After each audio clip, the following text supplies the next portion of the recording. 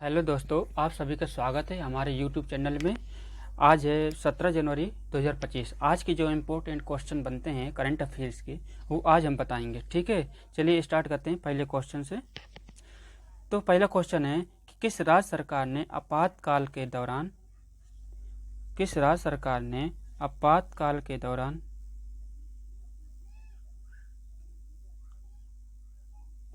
किस राज्य सरकार ने आपातकाल के दौरान जेल में रहे लोगों को 20,000 मासिक पेंशन देने की घोषणा की है। जो आपातकाल के समय ठीक है, यानी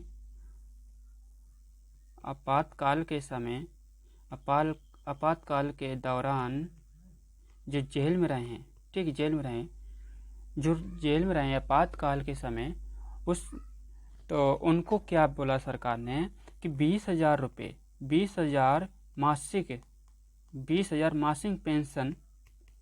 पेंशन देने की घोषणा की है। तो किसने की है? ये उड़ीसा सरकार ने की है।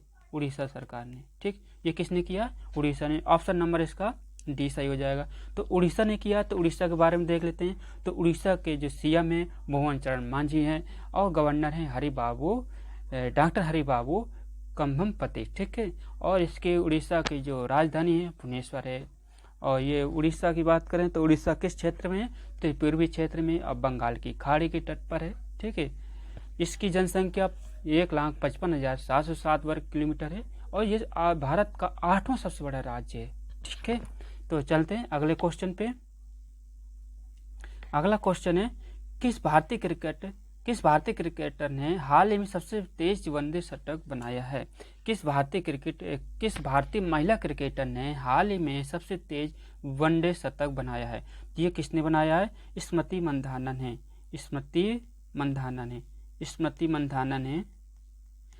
मंधाना ने सबसे तेज वनडे शतक लगाया है। ठीक, वनडे शतक बनाया है। तो स्मृति मंधाना ने। ऑप्शन नंबर सी इसका सही हो जाएगा। ठीक है, वनडे। अब क्रिकेट की बात आते हैं। तो वनडे जो होता है तो कितने का होता है? 50 ओवर का होता है। 50 ओवर का होता है। ठीक है, 50 ओवर का होता है वनडे क्रिकेट। चलिए अगला क्वेश्चन है कि भारतीय सशस्त्र बलों का डेविल स्ट्राइक का अभ्यास किन शाखाओं के बीच आयोजित किया गया है? भारतीय सशस्त्र बलों का डेविल स्ट्राइक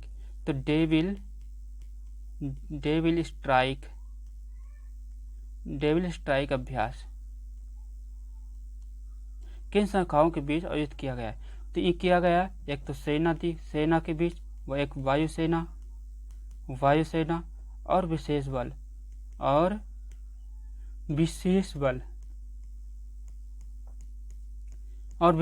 डेविल स्ट्राइक अभ्यास तो किन शाखाओं के बीच आयोजित किया गया? सेना, वायुसेना और विशेष बल के द्वारा, भारतीय सशस्त्र बलों का।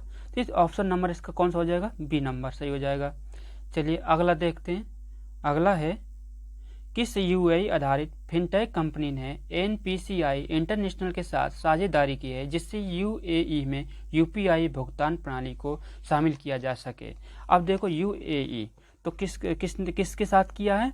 तो फिनटेक कंपनी ने ये मैग्नाती के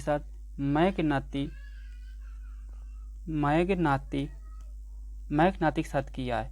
ठीक, यूएई भारतीय फिनटेक कंपनी है।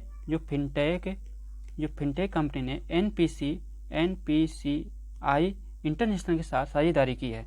ठीक, एनपीसी इंटरनेशनल के साथ साझेदारी की है जिससे यूएई में यूपीआई का भुगतान प्रणाली को शामिल किया जा सके। ये किसके साथ किया? मैग्नाती के साथ। ऑप्शन नंबर 20 का सही हो जाएगा। ठीक है, अगला देखते हैं। अगला है कि मुख्य चुनाव आयुक्त और चुनाव आयुक्त की नियुक्ति के लिए किस अधिनियम के अनुसार चयन समिति की रचना की गई है? देखो अभी मुख्य चुनाव आयुक्त और चुनाव आयुक्तों की नियुक्ति करना है। ठीक है, तो किस अधिनियम के तहत चयन समिति की रचना किया गया है? तो ये प्रधानमंत्री द्वारा नामित कैबिनेट मंत्री, लोकसभा में विपक्ष नेता की संरचना पर किया गया है। प्रधानमंत्री के द्वारा नामित कैबिनेट मंत्री, लोकसभा में विपक्ष नेता के द्वारा ये अधिनियम बनाया गया है। किसके? मुख्य चुनाव आयुक्त और चुनाव आयुक्तों की नियुक्ति की जाएगी। ऑप्शन नंबर बी इसका सही हो जाएगा। ठीक है, अगला देखते हैं। अगला है किस हाल ही में भारत के किस शहर में G20 डिजिटल इनोवेशन सम्मेलन का आयोजन हुआ है? G20 में, तो G20 डिजिटल इनोवेशन सम्मेलन का आयोजन हुआ है। तो कहाँ हुआ है? बेंगलुरु में हुआ है। ठीक, G20 डिजिटल इनोवेशन सम्मेलन जो बेंगलुरु में हुआ है, इसका आयोजन G20 डिजिटल इनोवेशन सम्मेलन का आयोजन किया गया है। भारत के किस शहर में G20 डिजिटल इनोवेशन सम्मेलन का आयोजन हुआ है? तो बेंगलुरु में हुआ है। ऑप्शन नंबर इसका बी हो जाएगा। ठीक है, तो G20 डिजिटल सम्मेलन हुआ है, बेंगलुरु में हुआ है। बेंगलुरु की राजधानी है कर्नाटक। ठीक है, इसके बारे में आपको बता चुके हैं। चलिए अगला देखते हैं।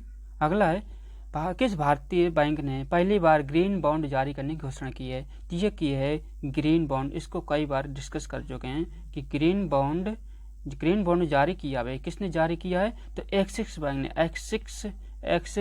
एक्सिस बैंक ने। ठीक है, एक्सिस बैंक ने किया। तो ऑप्शन नंबर इसका सी हो जाएगा। ठीक है, एक्सिस बैंक ने किया। अगला, 2025 में कौन सा SCO संघाई सहयोग संगठन शिखर सम्मेलन की मेजबानी करेगा? SCO।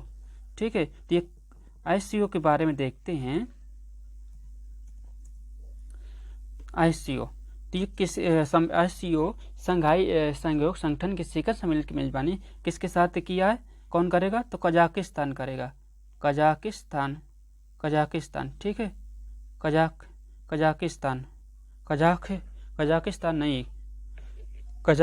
ही है। ठीक है, कजाकिस्तान।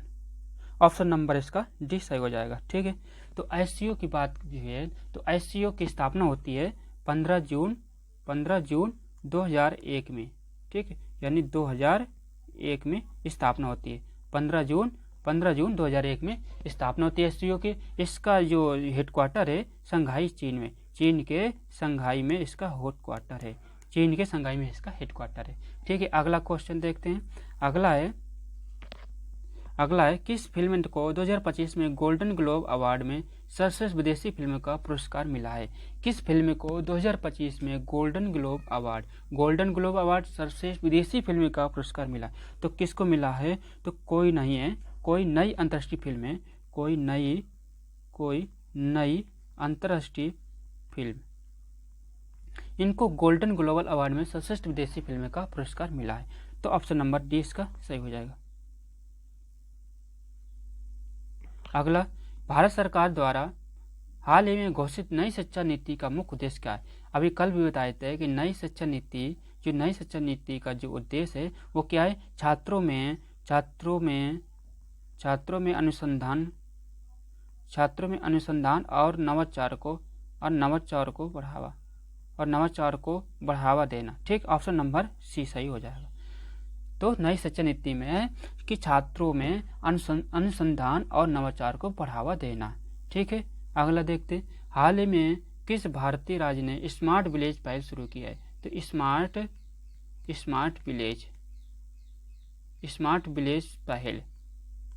विलेज पहल शुरुआत की है। तो कहाँ किया है? गुजरात में। ठीक, गुजरात सरकार ने गुजरात में किया गया। ऑप्शन नंबर ए सही हो जाएगा। चलिए अगला देखते हैं।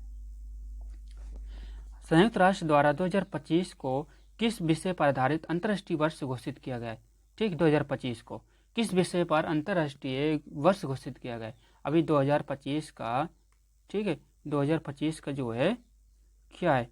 2025 का अंतर्राष्ट्रीय वर्ष घोषित हुआ है। तो कौन हुआ है? पारंपरिक चिकित्सा, ये जो है अंतर्राष्ट्रीय वर्ष 2025 का घोषित हुआ। तो ऑप्शन नंबर डी इसका सही हो जाएगा। चलिए अगला है किस भारतीय खिलाड़ी ने टेबल टेनिस एशियन कप 2025 का खिताब जीता है? तो टेबल टेनिस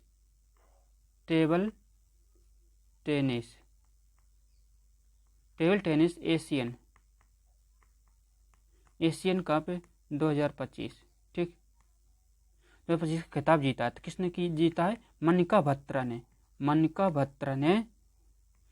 बत्रा ने एशिया कप 2025 जीता है। तो ऑप्शन नंबर इसका बी सही हो जाएगा। चलिए अगला देखते हैं। किस राज्य ने हाल ही में ई गवर्नेंस उत्कृष्टता पुरस्कार 2025 जीता है? तो ई गवर्नेंस उत्कृष्टता पुरस्कार, ठीक है, पुरस्कार 2025 जीता है। तो किसने जीता है? तेलंगाना ने जीता है, ठीक है। तो ऑप्शन नंबर सी इसका सही हो जाएगा। अगला देखते हैं। अगला है कि भारत और किस देश ने हाल ही में हाइड्रोजन आधारित ऊर्जा के लिए